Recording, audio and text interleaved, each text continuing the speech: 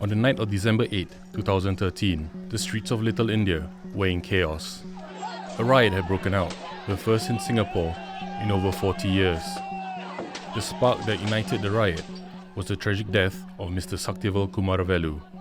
The 33-year-old construction worker from India died when he fell into the path of a private bus at the junction of Tekka Lane and Racecourse Road. Sundays regularly saw crowds of foreign workers gather in Little India for their rest day. The buses were provided to ferry them back to the dormitories. The accident attracted a crowd that quickly grew angry at the bus driver. Some of the first personnel to respond were Certis officers who had been on duty in the area. When I first received the call from my subordinate, they told me that there's an accident involved a bus coach and one foreign worker. That is the first message I received from my officer. When I do my duty at the Padang here, I can see the bus in the middle of the road near there. The bus not moving and I can see the crowd surrounding the bus. We run over there with my two POs. They warned me to not interrupt them. And they're chanting the word, kill the lady and burn the bus. That lady was Madam Grace Wong Gek Woon, a bus timekeeper with one of the operators providing buses on the night. The committee of inquiry, convened to investigate what caused the riot, heard that Madam Wong told Mr. Saktival to leave the bus he had boarded because he had jumped the queue to get on and was drunk to the point where he could not walk steadily. His trousers were undone and were around his knees. But as the bus moved off, Mr. Saktival ran alongside trying to get back on board, an umbrella in one hand and holding up his trousers in the other. As the bus turned into Racecourse Road, Mr. Saktival lost his balance and fell face down into the path of the bus's front left wheel. His head and torso were crushed. As word spread of the accident, anger focused on Madam Wong and the driver, Mr. Lee Kim Huat. Sensing the danger, an unknown foreign worker ushered Madam Wong and Mr. Lee back on board the bus for their protection. But anger turned to rage and the mob pelted the bus with whatever they could throw.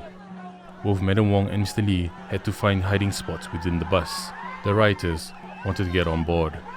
Me and my colleague, automatically we do a human chain to prevent the crowd to getting inside the bus. We hold this human chain for almost 20 to 30 minutes before the SCDF and SPF arrive to support us to save the lady from the bus. We are a bit scared. The crowd might be turned violent and attack us. I control the crowd by using my baton on the day, which is I swing toward the crowd to let them move outward a bit. We are outnumbered and we must stick to our human chain.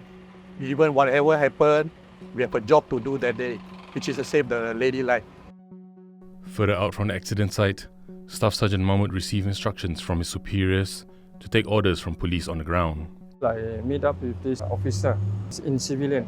She giving instruction and she advised us to do the crowd control at this area. Crowd is getting bigger and bigger on the day, from one layer and it's become every minute it becomes 2 layer, 3 layer, 5 layer.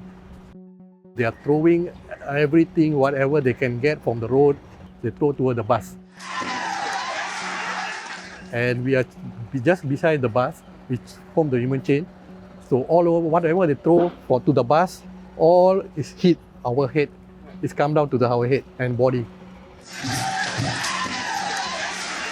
I feel very bad because I cannot help my guys.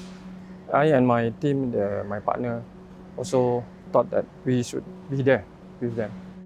At around 10 p.m., under barrage of projectiles, SCDF officers were able to extricate Mr. Saktival's body from under the bus. Minutes later, SCDF officers located Mr. Lee and Madam Wong within the bus and with the help of the police, escorted them to safety.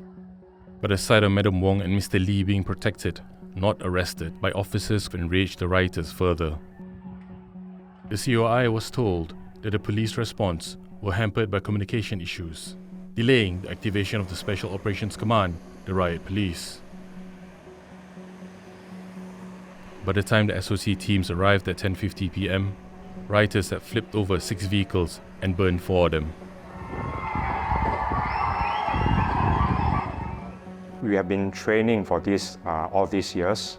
With the training, be sufficient and effective. There were lanes and alleys at Kerbau Road, so the intent was to filter the crowd through the lanes and alleys and disperse them towards the direction of Serangoon Road.